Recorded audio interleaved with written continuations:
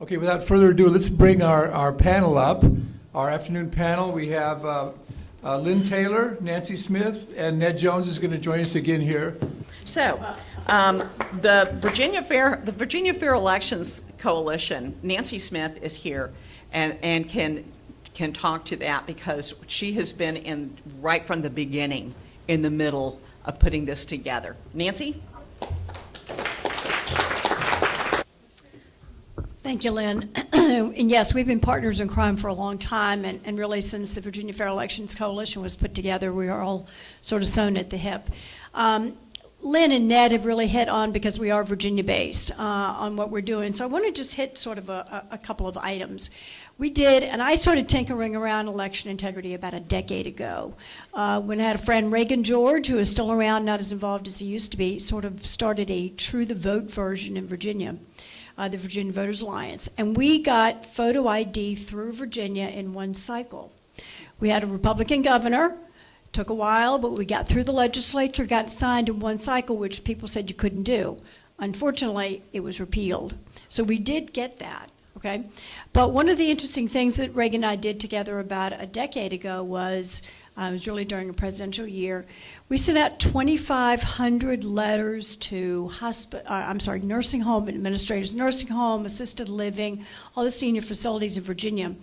Because the word was there were temporary workers coming into those facilities on a seasonal basis to work 3 or 4 months. And the word he got was they'd come in, work 3 or 4 months around election season, and then they were gone. Well, what an odd thing to do, to come in and work for 4 months and be gone. So there was no central database at the time. I'm going back in history here a bit. There was no central database. So it took weeks and weeks and weeks to put together this list of 2,500 people. We wrote a letter, hand addressed envelopes, sent them out to facilities all over Virginia, basically saying, we believe in honest elections. We're sure you do too. We would be happy to come in and provide assistance, make sure that your residents are, well educated. We got 2 letters back from 2,500 facilities. Okay, that was a decade ago. That shows how long things have been cooking in terms of either facilities, what are now called vulnerable voters, citizens who simply are unprepared, and the left has been ticking along, taking over our elections. A couple of things. We had a day-long meeting yesterday on getting ready for our legislative agenda for this year. And one of the things that we were talking about in our group is that because in Virginia, with elections and many legislators retiring, is that we're going to have a very new crop of legislators coming in, probably more than Virginia's had in decades. That means they're coming in, hopefully, open to election integrity, which a lot of legislators do not want to talk about. It's a hot-button issue. There's a lot of uncertainty about it, and they don't necessarily want to tackle this thing. So we're hoping we've got some fresh blood. But when you come in and you're a legislator, almost everybody has had kids in school. Almost everybody has dealt with the healthcare system.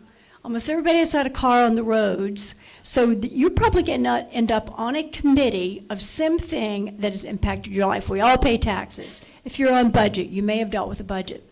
Election integrity is so specific that we very well may find, and I think we will, legislators who have no background knowledge, know nothing to go on.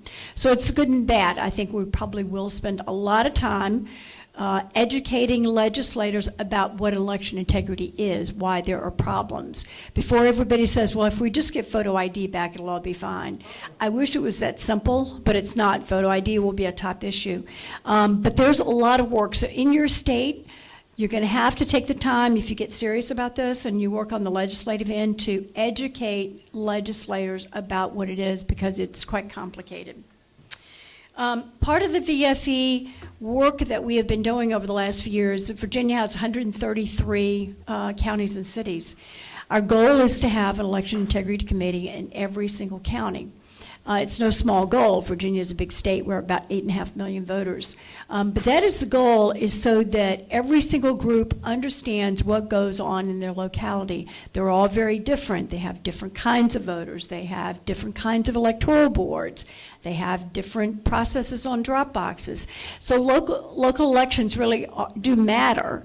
And that is one of our goals, is to continue to expand this so that people in their own communities understand what's going on.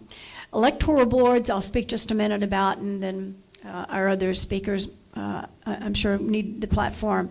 Electoral boards in Virginia are 3-member boards, and they are majority boards depending on who's in the governor's mansion. So in Virginia right now, we have 2 Republicans and 1 Democrat on the boards. That has just changed over, of course, as the Youngkin administration has come in.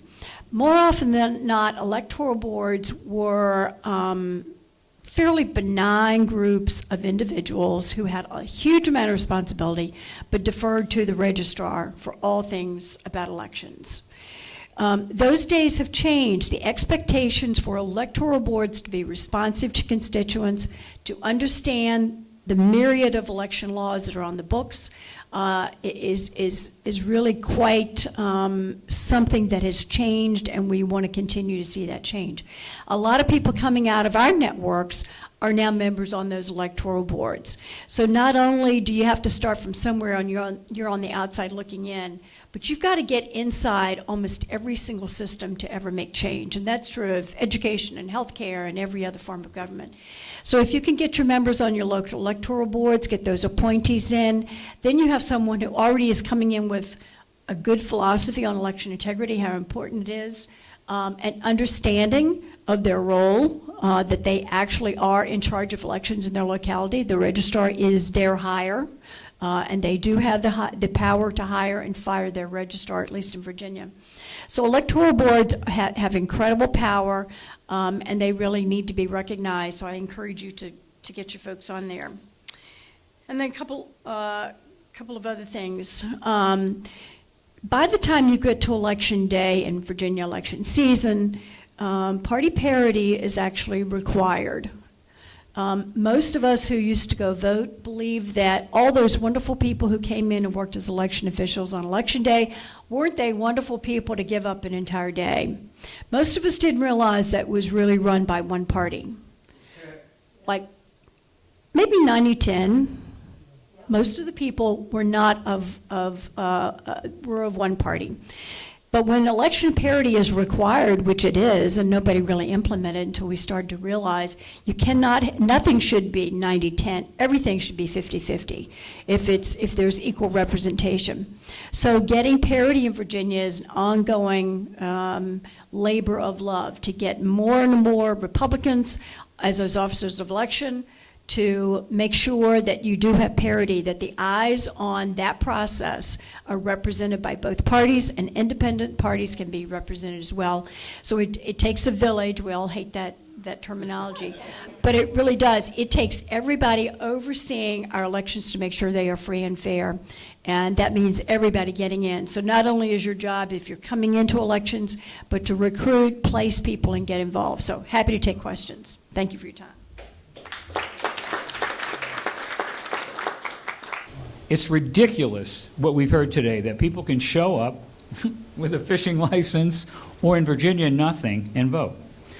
So that's number one, is the photo ID, and then just what you explained for the timing. Can I add a caveat to that?